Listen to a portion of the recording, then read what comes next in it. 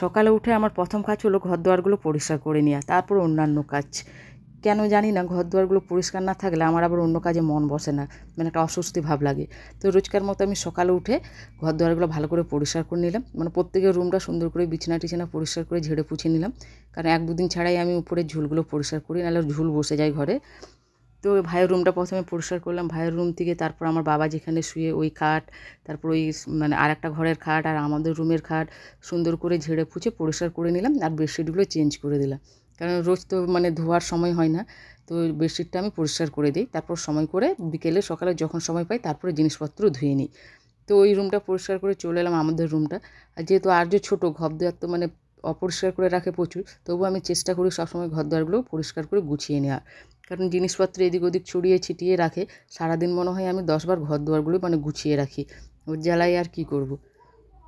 তবু যতটা পারি পরিষ্কার করে রাখার চেষ্টা করি, বিছানাপত্র সবই তো এলোমেলো করে দেয়। যাই হোক, রুমগুলো পরিষ্কার করে চলে গেলাম আমাদের রান্নাঘরটা। তো রান্নাঘরটাও অনেক দিন ধরে পরিষ্কার হচ্ছিল না, তো আজকে আমাদের ভাবলাম রান্নাঘরের দেয়ালগুলো একটু মানে সুন্দর করে পরিষ্কার করে দিই, কারণ আমি ছাড়া তো এটা কেউ করে না আমাদের ঘরে।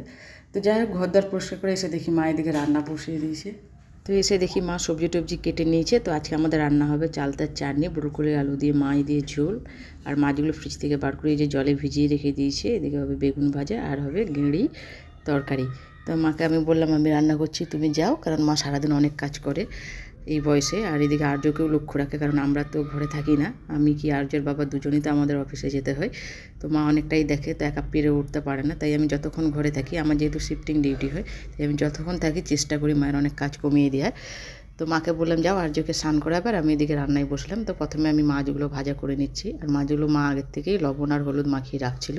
তো অল্প অল্প মাছ ভাজা করছি, কারণ আমি মায়ের মতো পারিনি, মা হলে একসঙ্গে 4-5টা করে ভেজে নেয়, আর আমি 2-3টা করেই ভাজা করি।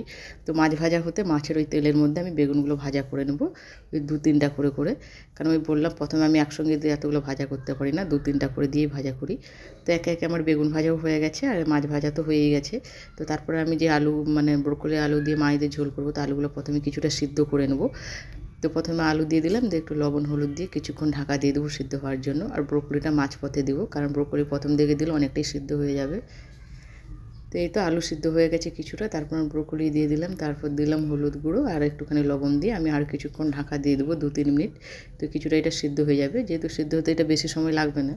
তো এটা সিদ্ধ হয়ে যাওয়ার পর আমি জল ঝরাতে দিয়ে দিলাম একটা ঝুড়ির মধ্যে, কারণ বেশি সিদ্ধ হয়ে গেলে তো আমার নরম হয়ে যাবে, তাই আমি 2-3 মিনিটই সিদ্ধ করছিলাম।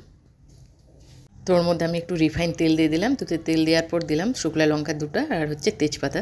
তো এটা কিছুক্ষণ ভাজা করার পর দিয়ে দিলাম একটু গোটা জিরে, জিরেটা একটু ভালো করে ভাজা করে নেবো। তো জিরে ভাজা করার পর আমি আদা আর পেঁয়াজ মানে বেটে রাখছিলাম, তো সেইটা দিয়ে দিলাম। তো সেটা দিয়ে আমি মশলাটা দিয়ে আরও কিছুক্ষণ কষিয়ে নেবো ভালো করে।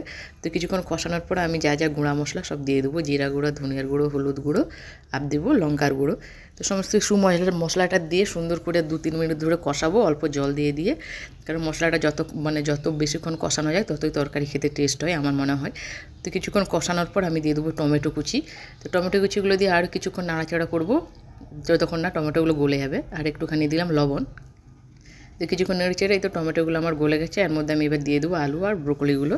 তো আলু আর ব্রোকলি দিয়ে কিছুক্ষণ আবার কষাবো ভালো করে। তো কিছুক্ষণ সুন্দর করে কষানোর পর আমি যতটা ঝোল করব সেই পরিমাণে জল দিয়ে দেবো।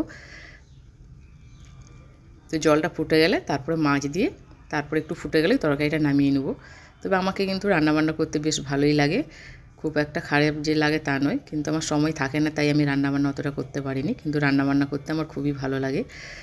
তো যাই হোক, ঝোলটা একটু ফুটে যেতে এবার মাছগুলো দিয়ে দিলাম। তো মাছ দেওয়ার পর 2-3 মিনিট ফুটে গেলে আমি নামিয়ে উপর থেকে একটু ধনেপাতা ছড়িয়ে দেবো, কারণ ধনেপাতাটা অনেকে দেখি কষানোর সময় ধনেপাতা দিয়ে দেয়, কিন্তু আমার আবার তরকারি নামানোর পর ধনেপাতা দিলে সেইটা খেতে খুব বেশি ভালো লাগে।